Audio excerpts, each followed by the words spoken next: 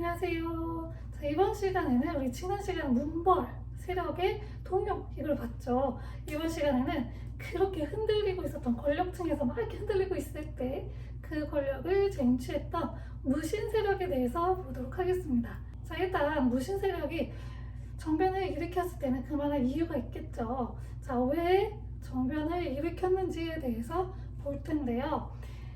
이 무신 세력들은 그냥 군인이라고 생각하시면 돼요. 군인이에요, 군인. 이 문자가 싸운다는 뜻이에요.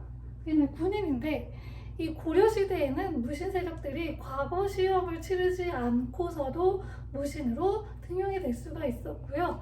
최대로 올라갈 수 있었던 관직이 정상품이었어요. 그래서 그 위로는 못 올라갔어요. 근데 지휘관 있죠.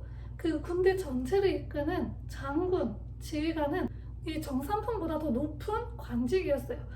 그러면 정상품까지밖에 못 올라가는데 어떻게 누가 지휘를 하지? 바로 문신들이었어요. 문신들은 정일품까지 올라갈 수가 있었기 때문에 정상품보다 더 높이 올라갈 수 있었던 거잖아요. 그래서 한 군대를 이끄는 장군은 바로 문신이었어요. 무신이 아니고 문신이었어요. 글 공부하는 문신이 하는 거예요. 그 정도로 이 무신 세력들은 차별 대우를 받고 있었던 거예요. 그러니까 문신들이 이렇게 생각했겠죠. 우리는 공부 열심히 하고 정식으로 과거 시험을 거쳐서 관리가 됐는데 너네들은 그냥 됐잖아. 그런 생각을 가졌겠죠. 그래서 이 문신 세력들이 무신을 진짜 많이 무시를 했대요. 그래서 그동안 막 그런 차별 대우들의 이런 게 막 쌓여 있었던 상황이었어요. 그러다가 무슨 사건이 터지냐면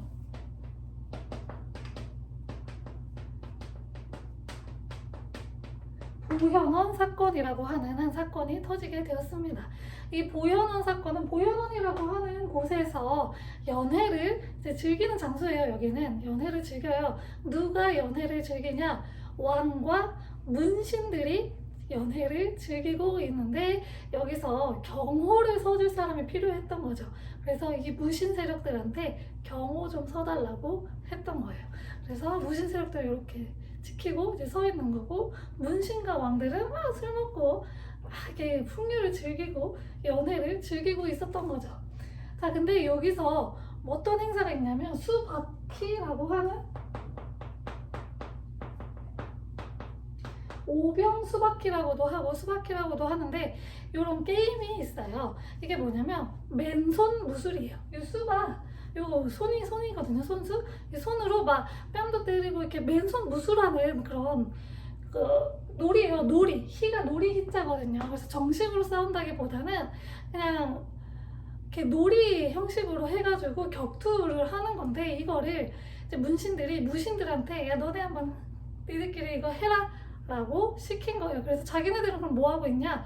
걔네들끼리 싸우는 거 이렇게 웃으면서 보고 있는 거예요. 그래서 잘하는 사람한테는 상도 내리고 돈도 주고 막 이랬다고 해요. 그러니까 뭐 잘하면 자기 무신들 입장에서도 이걸 잘하면 뭐가 이렇게 떨어지는 게 있으니까 열심히 하려고 했겠죠. 막 싫어하는 사람, 그러니까 이거를 기다렸던 사람도 있을 거예요. 잘하는 사람들은. 근데 사실 아무리 상을 내리고 상품을 주고 뭐 관직을 올려주고 해도 어쨌든 그 구경거리가 되는 거잖아요.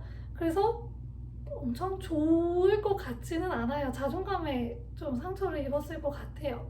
근데 이렇게 막 아무튼 싸우고 있는데 이때 무슨 일이 일어나냐면 이 무신 중에서 조금 이제 직급이 높고 나이가 드신 이소홍이라고 하는 사람이 있었어요. 이 이소홍은 나이가 좀 많았대. 50대였나? 그랬다고 합니다. 그러다 보니까 젊은 시절에 비해서는 아무래도 이게 막 날렵하다거나 이렇게 펀치라거나 이런 게 좀 약하겠죠. 근데 이 이소홍하고 젊은 무신을 이 수바퀴를 시켜버린 거예요. 그러다 보니까 이소홍이 이 젊은 사람에 비해서는 아무래도 체력이 딸리다 보니까 제대로 못하는 거예요. 날렵하지도 않고 제대로 하지도 못하고 맞고 이러니까 그거를 지켜보다 이제 술에 좀 취했겠죠. 이걸 지켜보던 젊은 이번에 문신 한뢰라고 하는 애가 있어요. 이 한뢰가 가가지고 이소홍한테 가서 내가 너 이 새끼 똑바로 못해 이러면서 뺨을 막 이렇게 확 때려버린 거예요. 그러고 그거를 이제 다른 무신들이 다 지켜봤겠죠. 이걸 본 무신들은 어땠을까요, 마음이? 완전 열받았을 것 같아요. 왜냐면 안 그래도 평소에도 진짜 무시무시 개무시를 당하고 있었는데 이런 일까지 벌어졌어요. 좋아할 리가 없어요. 그래서 그걸 지켜보고 있던 정준보를 중심으로 무신들이 다 들고 일어났습니다. 그것이 바로 무신정변이에요.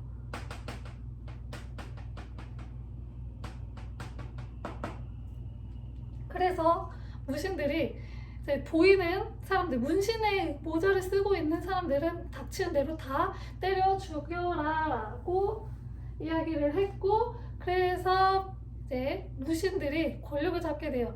당시 왕을 폐위시키고 새로운 왕을 왕자에 올렸습니다. 그래서 허수아비 왕으로 만들고 무신들이 실세를 갖고 이제 막 있었는데, 자기네들이 정변을 일으켜서 정권을 잡았잖아요. 그런 차별 대우에 열받아서 이제 막 한 거잖아요. 그랬으면은 또 이제 차별도 없고 권력을 이렇게 분산시키는 이런 정책을 했으면 좋으련만, 이것들이 권력을 잡으니까 자기네들이 권력을 휘둘고 싶어진 거예요.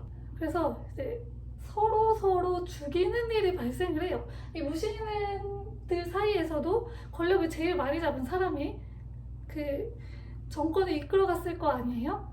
그 사람의 권력을 빼앗기 위해서 다른 무신이 죽이고 이러면서 서로 죽이는 하극상의 풍조가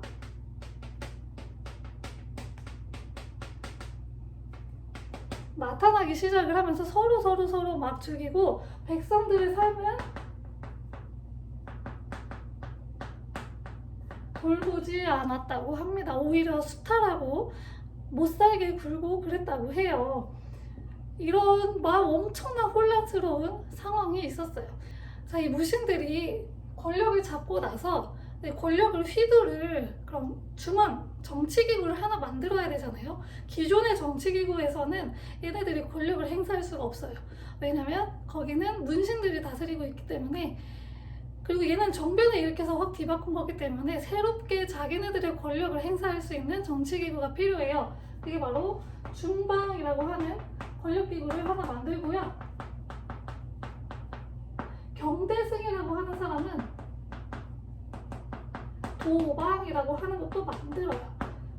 그래서 뭐 이 중방, 도방 이런 거를 가지고 여기서 이제 정치를 하면서 권력을 휘둘렀다고 합니다. 이렇게 혼란스러운 상황이 있으니까 백성들이 봤을 때 저렇게 들고 일어나면 권력을 잡을 수가 있네? 하극상의 풍조가 나타났다고 했잖아요. 백성들도 야 우리도 하자 이렇게 된 거죠. 거기다가 무슨 일이 발생을 하냐면, 이의민이라고 하는 사람이 권력을 잡게 돼요. 얘 무신이거든요. 얘가 권력을 잡는데 얘가 천민 출신이에요. 아직 신분에 대해서는 안 다뤘는데 이 천민은 고려에서 가장 최하층의 신분이었어요. 과거 시험도 볼 수 없는 그런 최하층의 사람이 권력을 잡게 된 거죠. 최고 권력자가 된 거예요. 그러니까 사람들이 뭐야, 신분이 낮아도 저렇게 높은 관직에까지 올라갈 수 있어? 야 우리도 하자 라고 하게 된 거죠. 그래서 여러 가지 이제 반란이 일어나는데,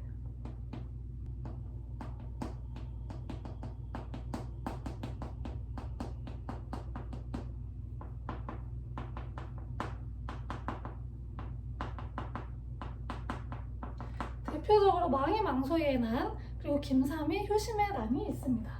망의망소이는 이 다음 시간에 아마 하게 될 것 같은데, 특수행정구역의 소속이었어요. 소라고 하는 특수행정구역이 있는데 거기는 다른 일반 현에 비해서 차별을 받는 지역이었어요.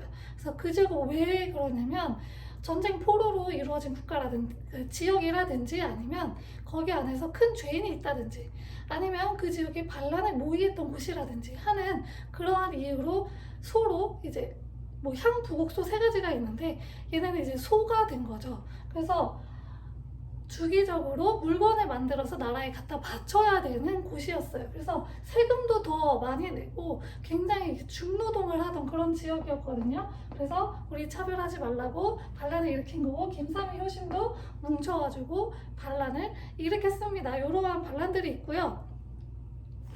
그리고 반무신란이 있어요. 이 무신 세력이 권력을 잡으니까 기존의 권력을 잡고 있었던 문신 세력들 있죠. 얘네들이 가만히 있으면 안 되겠죠. 우리의 그런 자리를 다시 찾아야겠죠. 그래가지고 반란을 일으키는데, 김보당이라고 하는 사람이 반란을 일으키고, 서경의 유수, 서경을 다스리던 사람이 있어요. 조위총이라고 하는데, 이 사람도 반란을 일으켰습니다. 그래서 굉장히 지금 막 혼란스러운 상황이 반복이었던 거예요.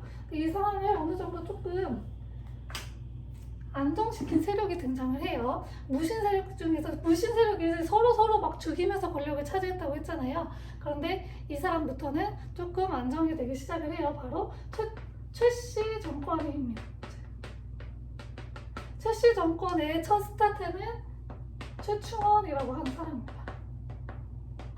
이 사람이 권력을 잡고 이 이후로부터는 아들에게 좀 이어져요. 그래서 최충원, 뭐 최우, 최이 이렇게 막 이어지는데, 이 최충원 같은 경우에는 이예민을 죽이고서 올라온 사람이에요. 최충원이 어쨌든 사람을 죽이고 권력을 잡았잖아요. 사람들한테 조금 그거를 정당화시켜야 돼. 내가 사람을 죽이면서까지 권력을 잡은 이유, 그 사람이 모태고야. 지금 이렇게 혼란스러운 상황을 안정시킬 수 있는 사람은 나밖에 없어 라고 하는 봉사십조라고 하는 책을 칩니다. 그래서 자기가 권력을 잡은 거에 대해서 정당화시켰고요. 그리고 똑같이 권력기구를 만들어야겠죠. 얘는 교정도감이라고 하는 권력기구를 하나 만들어서 여기서 권력을 행사를 해요. 자, 근데 최충원의 노비가 한 명 있었어요. 만적이라고 하는 노비인데, 이 노비는 자기 주인이 이제 권력을 잡기 위해서 사람을 죽이고 막 이랬잖아요. 그거를 보면서 자기도 뭔가 배웠던 것 같아요. 그래서 나도 왕이 될 수 있어. 나도 권력자가 될 수 있어. 왕우장상의 씨가 따로 있냐라고 하는 진나라의 진승오광의 난의 그런 모토를 따와가지고 자기도 반란을 일으킵니다. 그래서 최충원의 노비였던 만적까지 반란을 일으키는 등 또다시 혼란스러운 상황이 조금씩 이제 생겨나기 시작을 했고요. 얘 아들이었던 최우가 권력을 이어봤는데, 얘는 새로운 권력기구를 하나 만들어요. 그게 정방이라고 하는 곳인데요. 정방은 인사를 담당했던 곳이라서, 안녕하세요 인사가 아니고 사람을 뽑아서 쓰는 걸 인사라고 해요. 그래서 그 인사를 담당하는 곳이라서 여기서 자기의 입맛에 맞는 사람을 뽑아서 쓰겠다는 거죠. 근데 이 정방을 어디에다 설치를 하냐? 자기 집 안에다가 설치를 해요. 그래서 이 최후의 집 밖에는 이 정방에 뇌물을 바치려고 하는 사람들로 항상 줄이 길었다고 합니다. 굉장히 부패했죠. 그래서 이런 일이 있었고요. 또 자기네들의 경호를 할 수 있는 사병 집단을 하나 만들어요. 그게 바로 삼별초입니다. 삼별초라고 하는 군대를 따로 만들어서 좌별초, 우별초, 신의군 이렇게 세 개를 합쳐서 삼별초를 만들었습니다. 자, 그리고 나서 이건 다음에 할 건데, 이 이후에 몽골족이 침입을 해요. 그러면서 강화도, 천도까지 하였습니다. 이 이야기는 몽골 침입할 때 자세하게 다시 설명을 해드리도록 하겠습니다. 자, 이번 시간에는 무신들이 어떻게 권력을 잡았고 그 권력을 이어가기 위해서 어떠한 정책들을 시행했는지 살펴보았습니다. 다음 시간에는 이 고려하고 고려 외부에 여러 북방 유목민족들이 산재를 해 있었어요. 그 북방 유목민족들하고 갈등이 계속 벌어졌습니다. 어떤 갈등들이 벌어졌는지 살펴보도록 하겠습니다. 감사합니다.